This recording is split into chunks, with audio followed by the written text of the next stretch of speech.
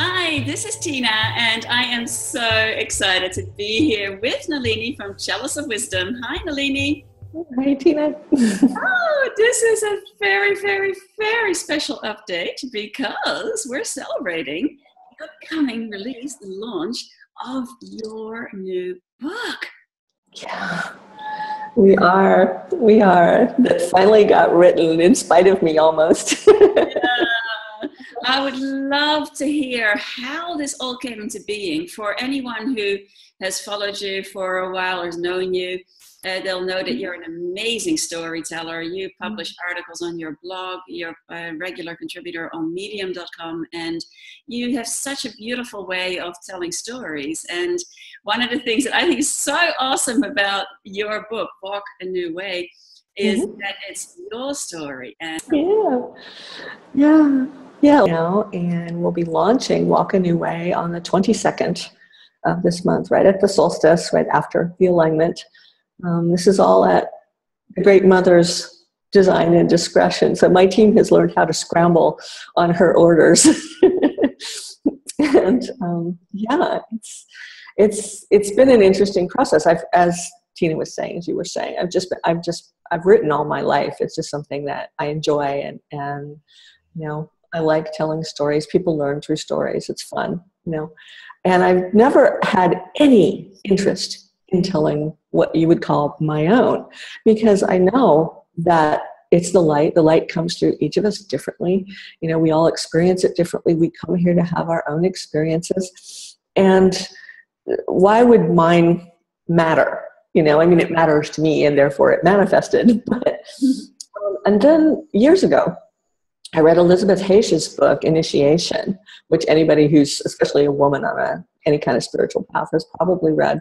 And in her introduction or prologue or something, she was asked the same thing by her students, which is how this happened. They kept saying, please, would you tell us your story?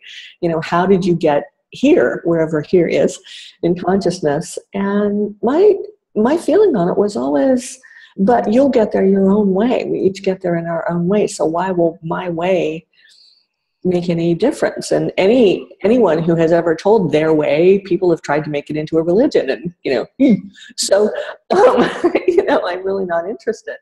And then I remembered reading Elizabeth Hayes's book and reading her intro, and her students said, no, please write the story, because there are known phases in the awakening process, and your experiences may inspire people who are having a little bit of trouble, or who are going through a tough phase, or who just really love the stories about the light.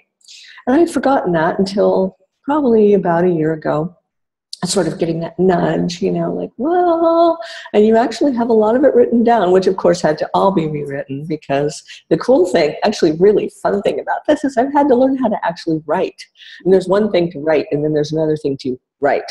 And so that's something I'm learning, which is, I'm loving. It's actually really fun. So that's how it happened, is that I had people ask me, more and more people kept asking one question.